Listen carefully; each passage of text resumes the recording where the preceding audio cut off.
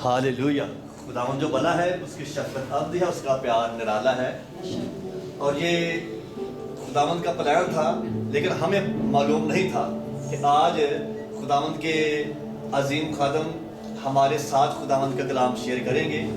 तो जो खुदावंद के मंसूबे होते हैं हम उनको नहीं जानते, लेकिन खुदावंद के जो मंसूबे हैं वो हम सब के लिए भलाई के होते हैं। हालेलुया।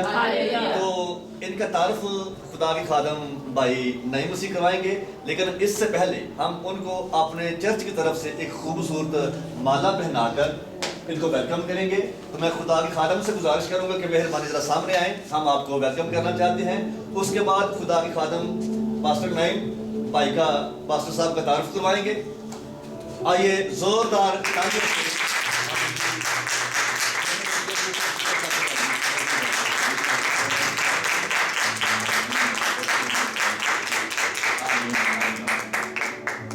तो मैं खुदा के खादम पास्टर नईम से गुजारिश करूंगा कि वो सामने आकर खुदा के खादम का तारुफ करवाएं और उसके बाद हम खुदावंद की जिंदा आवाज को इनके वसीला से सुनेंगे।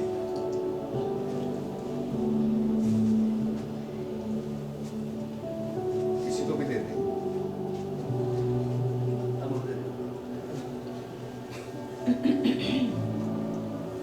मसीह खुदावंद में आपकी सलामती हो। आपकी भी सलामती हो।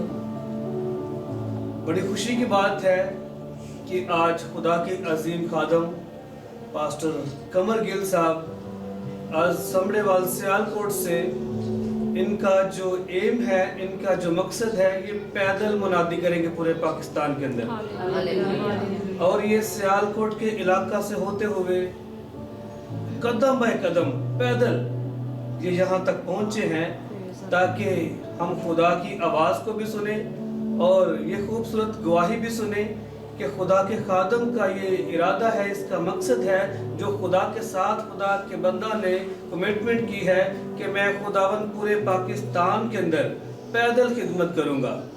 कराची से पेशावर तक पूरे पाकिस्तान के अंदर ये पैदल खिदमत करने के लिए निकले हैं। आमीन आमीन।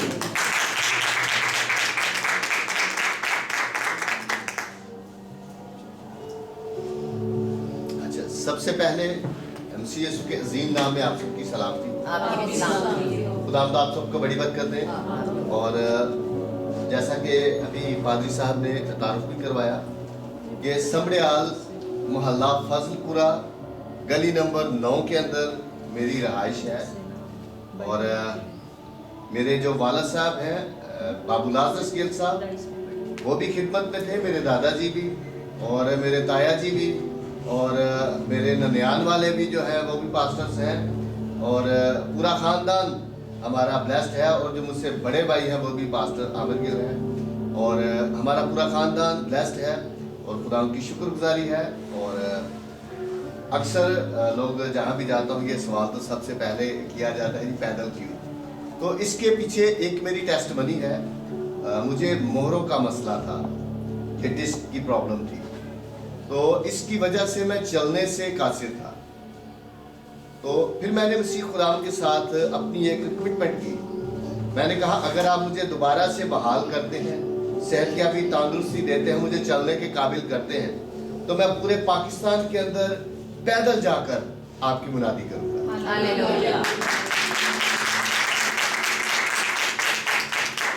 और थैंक्स गॉड और मसीह खुदावंद का शुक्रिया अदा करता हूँ। बार बार मसीह खुदावंद का ही शुक्रिया अदा करना पड़ता है, क्योंकि उन्होंने मुझे सेहत, तंदुरुस्ती, शऊर, हिकमत, ताकत, हर चीज़ मुझे प्रोवाइड की।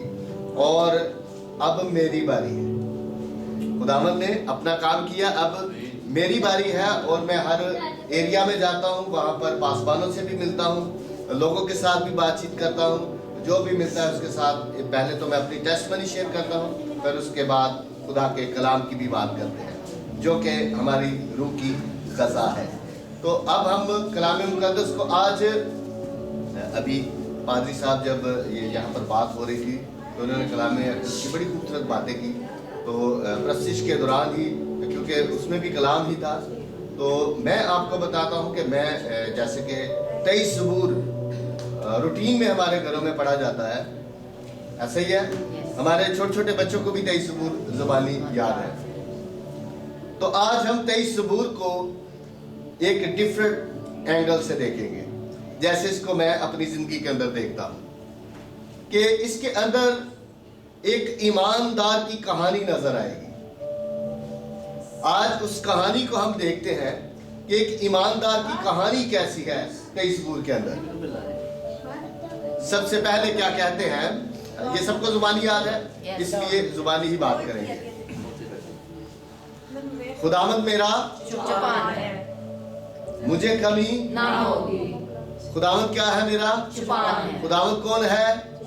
यीशु मसीह। यीशु मसीह क्या है? चुपान चौपान का मतलब मेरा रहनुमा रहनुमा, रहबर कौन है? मेरा खुदा। यीशु मसीह। अच्छा, खुदावंद मेरा रहबर है। अब ये ईमानदार बात कर रहा है। अब कौन बात कर रहा है? ईमानदार। हमने ईमानदार की जिंदगी को इसमें से आज हम ढूंढेंगे। खुदावंद मेरा चौपान है इसलिए मुझे कोई कमी नहीं। ऐसी बातें करते हैं ईमानदार। ईमानदारों की बातें ऐसी होती है। खुदावंद मेरा चौपान है इसलिए मुझे किसी चीज की कमी नहीं क्योंकि वो मुझे क्या करता है? हरी हरी चिरागों में बिठाता है। हरी हरी चिरागाहों का मतलब खुशहाल जिंदगी देता है। वो मुझे खुशहाल करता है। वो हरी हरी चिरागाहों में बिठाता है। और जब मुझे हरी हरी चिरागाहों में यानी कि मुझे खुशहाल कर देता है तो फिर मैं क्या करता हूं? तसल्ली होती है, इत्मीनान होता है। तो फिर इत्मीनान इतना कि वो मुझे राहत के चश्मे के पास ले चलता है। राहत यानी सुकून। पूरी दुनिया सुकून ढूंढती है जी, सुकून कहीं नहीं मिलता। आइए 23 ज़बूर को देखिए, राहत के चश्मे हैं यहाँ, सुकून के चश्मे हैं, थोड़ा सुकून नहीं। ये सब कुछ खुदावंद के पास ही मिलेगा, मसीह खुदावंद के पास। वो मुझे राहत के चश्मों के पास ले जाता है। अच्छा, जब मेरी जिंदगी के अंदर सुकून हो जाता है, मैं खुशहाल हो जाता हूँ, मैं हर फिक्र से आज़ाद हो जाता हूँ, सारी फिक्र उस पर डाल देता हूँ, और फिर मेरी क्या कंडीशन होती है? फिर मुझको क्या करता है? बहाल करता है। फिर जब मैंने खुदा के साथ ऐसे राब्ता किया, फिर खुदा ने, क्योंकि मैं बिस्तर पर था, खुदा ने मुझे क्या किया? बहाल। मैं अपनी जिंदगी को भी साथ देख रहा हूँ और आप भी देखेंगे इसमें ईमानदार की आपको जिंदगी नजर आएगी। वो मेरी जान को फिर क्या करता है? बहाल। और जब बहाल करता है तो बहाल करने का मकसद क्या है? बहाल करके करवाना क्या चाहता है? वो मेरी जान को बहाल करके करवाएगा क्या? अपने नाम अपने नाम की खातिर। किसकी खातिर? करता क्या है? सदाकत की राहों पर ले चलता है। यानी कि जब वो बहाल करता है, जैसे कि भाई साहब इधर आए सर, बहाल किया और ये ऐसे पकड़ा और लेकर कहां पर जा रहा है? सदाकत की राहों पर ले चलता है, लेकर चल रहा है। ऐसे वो सदाकत की राहों पर ले चलता है। अब चलते चलते क्या हो रहा है? रास्ते में मुख्तलिफ स्टेशन आते हैं जी। कभी जंगल आएगा, कभी वीराना आएगा, कभी मेन रोड आ जाएगा, कभी दुकानें आ जाएंगी, ऐसा ही होता है जी। तो अब रास्ते में क्या आ गया जी? चलते चलते सदाकत की राहों पर बल्कि का मौत के साया की वादी। अच्छा, मौत के साया की वादी भी रास्ते में आ गई। वो लेकर चल रहा है सदाकत की रास्ते पर। मौत के साया की वादी में से क्या हो रहा है? मेरा गुजर तो मैं किसी बला से नहीं डरूंगा। क्यों नहीं डरना? क्योंकि तू मेरे साथ है। मैं क्यों नहीं डरा? क्योंकि तू मेरे साथ है। साथ है। तो मुझे तसल्ली क्या है?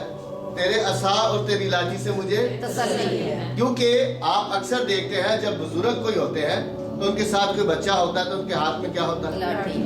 तो किस लिए? कि अगर कोई दरिंदा, कोई जानवर, कोई तंग करने के लिए आए तो उसको। तो ईमानदार क्या कहता है?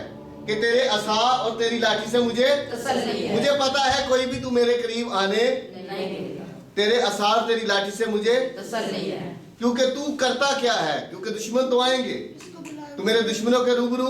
मेरे बिछाता है। दुश्मन कौन है? अबलीसी कुत्ते हैं, अबलीस के कारकुन हैं। तो उनके सामने मेरे आगे क्या करता है? दस्तरखान बिछाता है। और एक बात याद रखिए, जो दस्तरखान हमारा बिछता है, जब खाना हमारे टेबल पर आता है, तो ये एक बात याद रखिए, ये खुदा के फरिश्ते लेकर आते हैं। ये खुदा और फरिश्ते हमारे खिदमत गुजार हैं। हमारा इतना बड़ा रुतबा है। ہمارا لیول اپ ہو جاتا ہے اور فرشتے جو ہے ہمارے لیے رزق لے کر آتے ہیں. تو جتنی بھی ابلیسی قوتیں یا دوسرے لوگ ہیں وہ دیکھ رہے ہوتے ہیں اور آپ کھانا کھا رہے ہوتے ہیں تو اس وقت در حقیقت آپ ابلیس کے سر کو کچل رہے ہوتے ہیں, کیونکہ رزق کا وعدہ خدا نے کیا اور اس کو کوئی روک نہیں سکتا. وہ دشمنوں کے روبرو اس کے سامنے آپ کو کھانا کھلاتا ہے, اس کو شرمندہ کرتا ہے. اور آپ جب کھانا کھائیں تو خداوند کا شکریہ ادا کریں اور ساتھ یہ محسوس کریں کہ اب ابلیس شرمندہ ہو رہا ہے. تو میرے دشمنوں کے روبرو میرے آگے دسترخوان بچھاتا ہے. اور جب دسترخوان بچھاتا ہے تو پھر کیا کر دیا, آپ پتہ چل گیا کہ اب یہ کھانے کا وہ اپنے محبوب کو نیند ہی میں عطا کر دیتا ہے. اس کے ساتھ آپ کافی حوالہ جات اٹیچ کر سکتے ہیں, ٹھیک ہے. اچھا پھر کیا ہوتا ہے, میرے سر پہ تیل ملا, یعنی مسح ہونا, مسح شدہ. پھر اس کے بعد کیا کرتا ہے خدا, مسح کرتا ہے, مسح شدہ ہو جاتا ہے. اور جب آدمی مسح شدہ ہو جاتا ہے یعنی کہ خادم کی صورت اختیار کر لیتا ہے تو اس کے بعد کیا ہوتا ہے, میرا پیالہ. یہ جو پیالہ ہے اس پر غور کریں گے, یہ پیالہ کون سا پیالہ ہے, یہ برکت کا پیالہ ہے. کون سا پیالہ ہے, برکت کا. پیالے پہ تھوڑی سی بات کریں گے پھر آگے چلتے ہیں. پیالہ کون سا ہے, برکت کا پیالہ ہے. اچھا یہ جو برکت کا پیالہ ہے وہ کیا ہوتا ہے, لبریز. لبریز کا مطلب ہے لبا لب بھر جانا. لبریز کا مطلب یعنی کہ اس کی طرف سے برکت اب جاری ہو گئی. تو جو برکت کا نزول ہے جب ہوتا ہے تو وہ اس کا تسلسل برقرار رہتا ہے. وہ یہ نہیں کہ برکت مل گئی بس رک گئی, وہ مسلسل جاری ہے, اوپر سے برکت آتی جا رہی ہے. تو اب پیمانہ کیا ہو گیا, اوپر سے جیسے کوئی آپ نے پانی کا نل کھولا تو پانی تو آتا جا رہا ہے, لیکن کیا ہو گیا, پیمانہ لبالب بھر گیا, اب جتنا بھی آ رہا ہے وہ باہر گر رہا ہے. ایسا ہی ہے. تو ہم اب یہاں پر غور کریں گے کہ پیالہ کیا ہے, برکت کا پیالہ ہے. اس کے اندر برکت آ رہی ہے خدا کی طرف سے مسلسل اور وہ باہر چھلک رہی ہے. کیوں کہ وہ برکت ہم نے اپنے اندر رکھی ہوئی ہے, ہم آگے کسی کو دے نہیں رہے, معلومات کے بہرے. تو آپ کے پاس جو برکت ہے, کیونکہ اوپر سے نئی برکتیں آ رہی ہیں, اوپر سے نئی برکات کا نزول, کیونکہ وہ تو مسلسل جاری ہے, وہ رکنے کا نام نہیں لے. جو چیز خدا کی طرف سے جاری ہوتی ہے وہ مسلسل رہتی ہے, وہ ختم نہیں ہوتی. تو وہ مسلسل جاری و ساری ہے. تو ہم نے کیا کرنا ہے, اس برکت کے پیالے کو آگے ٹرانسفر کرنا ہے. بطور مسیحی آپ دوسروں کے لیے فائدہ مند ثابت ہو. آپ نے کیا کرنا ہے, آپ جو بھی چیز آپ کے پاس ہے, جو بھی خدا نے آپ کو برکت دے رکھی ہے, اگر کلام کی برکت ہے تو آپ اس کو آگے ٹرانسفر کریں تاکہ اوپر سے نئی برکت کو ریسیو کر سکے, نئے مکاشفات کو, نئے بیدوں کو ریسیو کر سکے. اور اگر آپ اچھی کسی کو صلاح دے سکتے ہیں تو اس کو اپنے اندر نہ رکھیں بلکہ دوسروں کے اندر ٹرانسفر کریں. آپ جو کوئی بھی چیز بڑھانا چاہتے ہیں, آپ اپنی دولت اگر بڑھانا چاہتے ہیں تو وہ آپ پیسہ دینا شروع کر دیں, بانٹنا شروع کر دیں. جو بھی چیز آپ چاہتے ہیں کہ اس کی بڑھوتی ہو, کیونکہ برکت کا تسلسل جاری و ساری ہے, وہ رکنے کا نام. اور آپ کے پاس جو کوئی بھی برکت, اگر آپ بائبل ڈسٹریبیوٹ کر سکتے ہیں آپ وہ کریں, آپ کو اور ملتی جائے گی. آپ کوئی بھی آپ کے پاس برکت ہے اس کو روکنا نہیں. آپ سب کو پتا ہے کہ میرے پاس کون سی ہے, آپ کو پتا ہے میرے پاس, آپ کو پتا ہے, سب کو اپنا اپنا پتا ہے. تو اپنی برکت جو بھی آپ کے پاس ہے, جو بھی چیز آپ بڑھانا چاہتے ہیں, یہ بڑا زبردست ہے, اس پور کے اندر فارمولا ہے کہ آپ اس کو کیا کریں, بانٹنا شروع کر دیں. جس کو آپ زیادہ بانٹیں گے وہی آپ کی برکت بڑھتی اور بڑھتی اور بڑھتی چلے جائے گی. اور جب اس پروسیس کی سمجھ آ جاتی ہے, اس طریقہ کار کے اندر راست باز آ جاتا ہے, تو اس کے بعد پھر وہ یقین سے بات کرتا ہے. کیا اب اس کو یقین ہو گیا, کیونکہ مسح شدہ بھی ہو گیا, کیونکہ مسح شدہ خادموں سے خدا کی حضوری لگتی ہے, ایسا ہی ہے جی. اور وہ مسح شدہ ہو گیا, برکت کا تسلسل جاری ہے, اب وہ بانٹنا شروع کر رہا ہے, اب وہ بانٹتا جا رہا ہے. اس کو اس پروسیس کی سمجھ آ گئی, اور اس کے بعد جب اس کی سمجھ آ گئی تو وہ یقین سے کیا کہتا ہے, یقیناً بھلائی اور رحمت, بھلائی اور رحمت جب تک زندہ ہو کیا ہوگی, بھلائی اور رحمت عمر بھر, یعنی کہ جب تک میرے سانس چل رہے ہیں जब तक मैं जिंदा हूँ क्या करेगी, मेरे साथ साथ रहेगी भलाई और रहमत उम्र भर मेरे साथ साथ रहेगी और फिर इसके बाद जब मैं मर जाऊंगा तो उसके बाद क्या होगा? सुकून करो हमेशा भलाई और रहमत उम्र भर मेरे साथ साथ रहेगी और मैं हमेशा और जब मर जाऊंगा उसके बाद क्या करूंगा? और मैं हमेशा खुदावंद के घर में सुकूनत करूंगा। आमीन। आमीन और कलाम का हिस्सा ये हम सब के लिए बाइस से बरकत हो। आमीन भाई साहब सब बहनों के लिए दुआ कीजिए, बरकत मांगिए इनके लिए। ऐ खुदाई अजीम इंतहाई बुजुर्ग बरतर हर एक चीज पर कादिर खुदावंद आसमानी बादशाह के बादशाह शहंशाह के शहंशाह खुदावंद के खुदावंद पाक खुदा, आप जो अजीम है, रहीम है, करीम है और कर्म करना खूब जानते हैं, तो आप जैसा जबरदस्त कौन है? समंदर के जो शखरोश पर आप हुक्मरानी करते हैं, आप उसकी उठती लहरों को थमा देते हैं।